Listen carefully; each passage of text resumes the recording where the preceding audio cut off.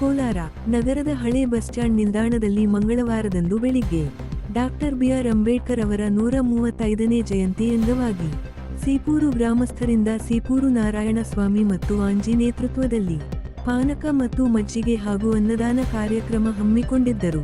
ಕಾರ್ಯಕ್ರಮಕ್ಕೆ ಮಾಜಿ ಶಾಸಕರಾದ ಆರ್. ವರ್ತೂರ್ ಪ್ರಕಾಶ್, ಬೆಗ್ಲಿ ಸೂರ್ಯ ಪ್ರಕಾಶ್, ಜಿಲ್ಲಾ ಪಂಚಾಯತ್ ಮಾಜಿ ಅಧ್ಯಕ್ಷರಾದ ಸಿ.ಎಸ್. ವೆಂಕಟೇಶ್, ಮಾಜಿ ಸ್ಥಾಯಿ ಸಮಿತಿ ಅಧ್ಯಕ್ಷ ಅರುಣ್ ಪ್ರಸಾದ್, ತಾಲೂಕು ಪಂಚಾಯಿತಿ ಮಾಜಿ ಅಧ್ಯಕ್ಷ ಸುಲೂರು ಅಂಜನಪ್ಪ, ಮಂಜುನಾಥ್ ಅವರು ಟೇಪ್ ಕತ್ತರಿಸುವ ಮೂಲಕ ಚಾಲನೆ ನೀಡಿದರು.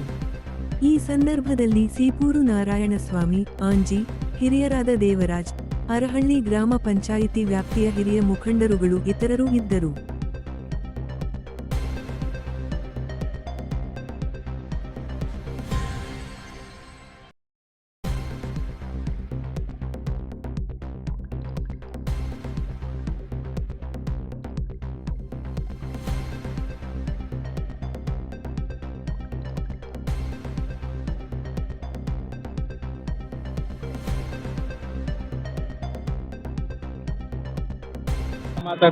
Doctor B R. ಅಂಬೇಡ್ಕರ್ ಅವರ 135ನೇಯ ಜನ್ಮ ದಿನೋತ್ಸವ ಅಂಗವಾಗಿ ಸೀಪೂರು ಗ್ರಾಮದ ಎಲ್ಲ ಮುಖಂಡರುಗಳು, ಎಲ್ಲ ಸೀಪೂರು ಗ್ರಾಮಸ್ಥರಿಗೂ ಪಾನಕ ಪನ್ಯಾರ ಮತ್ತು ಅನ್ನದಾನ ಒಂದು ಕಾರ್ಯಕ್ರಮವನ್ನು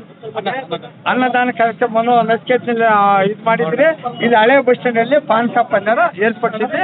ಎಲ್ಲ ಸಮುದಾಯದವರು ಒಗ್ಗಟ್ಟಾಗಿ ಡಾಕ್ಟರ್ ಬಿ.ಆರ್. ಅಂಬೇಡ್ಕರ್ ಅವರ ಸಮುದಾಯ ಶಿಲ್ಪದವರ ಒಂದು ಕಾರ್ಯಕ್ರಮವನ್ನು 135ನೇ ವಾರ್ಷಿಕೋತ್ಸವವಾಗಿ ಒಂದು ಸಮುದಾಯ ಎಲ್ಲ ಇಡೀ ನಮ್ಮ ಪ್ರಪಂಚಕ್ಕೆ ಎಲ್ಲ ಸಮುದಾಯಗಳು ಮಾಡಿದ್ದೇವೆ.